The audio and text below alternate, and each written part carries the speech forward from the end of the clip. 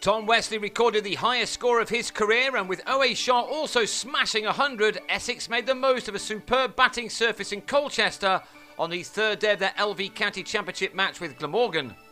Replying to the Welshman's 438, Essex resumed on the third morning on 165 without loss, with both Westley and Jake Mickleborough looking to secure their second tons of the last few weeks. Wesley resumed his innings on 90, and within 2 balls of the start, he'd added 8 more runs off Jim Allenby. It took him only 5 minutes to convert his overnight 90 into 3 figures.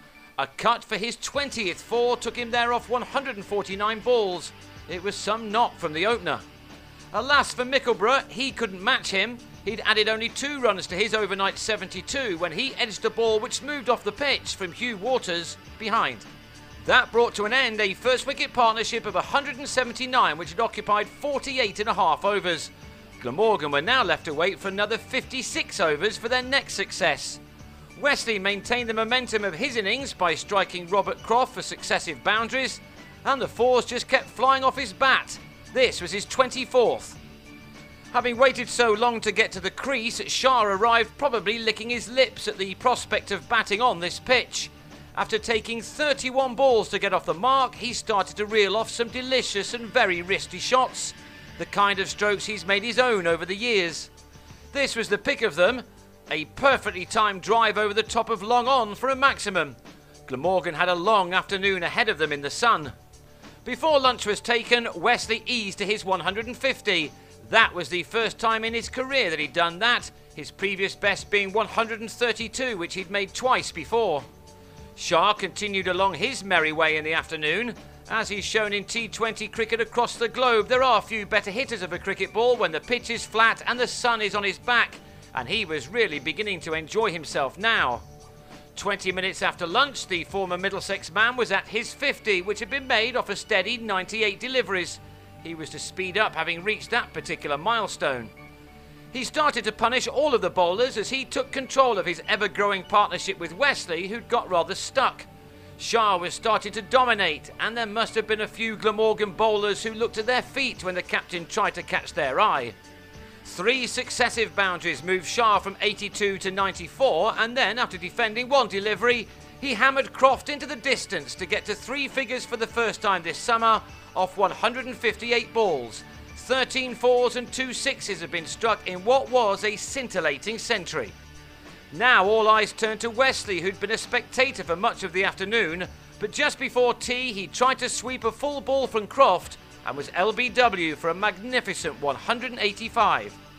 His partnership with Shah had been worth 191 runs, and he left after being at the crease for 105 overs, in which Essex had amassed 370 runs. Shah was now going for it. Essex wanted quick runs to get into the lead as soon as possible, and selflessly Mark Pettini hit Croft out to Will Bragg to miss out on the run fest. Shah, on the other hand, was finding the boundary in all sorts of ways. Not too many of his strokes were out of a classical coaching book, that was for sure. His 4th 6 saw the total race into the 400s, and Glamorgan were probably now fearing the worst. But instead, on a brilliantly entertaining 138, Shah went for another huge hit, but for once he didn't middle his shot, and Allenby held on in the deep, much to the delight of Graham Wagg.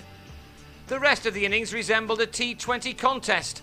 Ryan Tenduscarter fell for 18, allowing Adam Wheater the chance to express himself. He was outfoxed by Croft though, who had him stumped down the leg side for 17, with Essex now on 460 for 6, 22 runs ahead. James Foster and Graham Napier then had some fun in taking their side to the dizzy heights of 500, on which total Foster drilled Waters to Dean Koska, who probably knew that he'd caught the ball given the venom it was hit with. Croft then did for Napier for his 4th wicket before Harbhajan Singh deposited him into the stands. But for the 50th time in his career, Croft picked up a fifer by having the Indian stumped. Croft ended with 5 for 135 when Essex soon declared on 520 for 9.